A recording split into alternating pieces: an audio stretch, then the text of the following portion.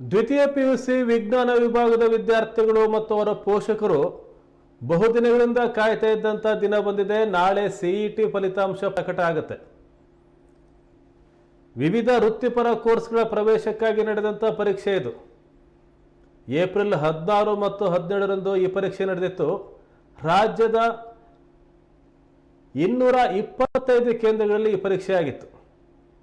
ವಾಸ್ತವವಾಗಿ ಆ ಫಲಿತಾಂಶ ಸಿಇಟಿ ಫಲಿತಾಂಶ ಇವತ್ತು ಪ್ರಕಟ ಆಗಬೇಕಾಗಿತ್ತು. ಆದರೆ ತಾಂತ್ರಿಕ ಕಾರಣಗಳಿಂದ ನಾಳೆಗೆ ಮುಂದೂಡಲಾಗಿದೆ. ಮೇ 24ರ ಮಧ್ಯಾಹ್ನ ವೆಬ್ಸೈಟ್ನಲ್ಲಿ ಈ ಫಲಿತಾಂಶ ಪ್ರಕಟ ಆಗುತ್ತೆ.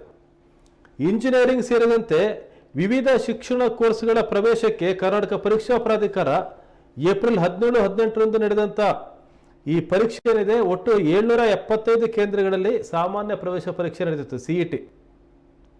ಕರ್ನಾಟಕದಾದ್ಯಂತ ಇಂಜಿನಿಯರಿಂಗ್, ಫಾರ್ಮಸಿ, ಕೃಷಿ, ಮೆಡಿಕಲ್ ಇತ್ಯಾದಿ ಪದವಿ ಕೋರ್ಸ್ಗಳಿಗೆ ಈ ಪ್ರವೇಶ ಏನಿದೆ ಇದೊಂದು ನಿರ್ಣಾಯಕ ಫಲಿತಾಂಶ, ನಿರ್ಣಾಯಕ ಪರೀಕ್ಷೆ ಇದು.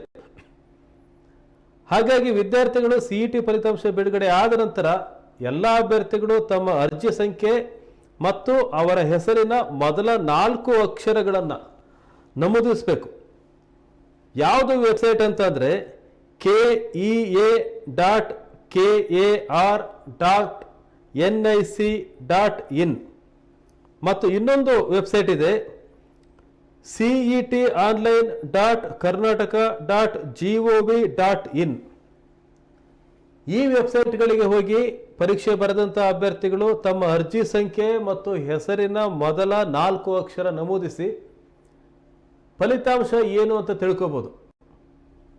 ಮೆಡಿಕಲ್, ಇಂಜಿನಿಯರಿಂಗ್, ಫಾರ್ಮಸಿ, ಕೃಷಿ ಇತ್ಯಾದಿ ಕೋರ್ಸ್ಗಳಿಗೆ ಇಲ್ಲಿ ರ್ಯಾಂಕಿಂಗ್ ಏನು ಬರುತ್ತೆ ಅದರ ಆಧಾರದ ಮೇಲೆ ಅವರಿಗೆ ಪ್ರವೇಶ ಸಿಗುತ್ತೆ. ಹಾಗಾಗಿ ಬಹಳಷ್ಟು ಜನ ವಿದ್ಯಾರ್ಥಿಗಳು ಮತ್ತು ಪೋಷಕರು ಕಾಯ್ತಾ ಇದ್ದಾರೆ. ರಾಜ್ಯದ 775 ಕೇಂದ್ರಗಳಲ್ಲಿ ನಡೆದಂಥ ಸಿಇಟಿ ಪರೀಕ್ಷೆ ಫಲಿತಾಂಶ ಮೇ 24ರ ಮಧ್ಯಾಹ್ನ ವೆಬ್ಸೈಟಲ್ಲಿ ಪ್ರಕಟ ಆಗುತ್ತೆ.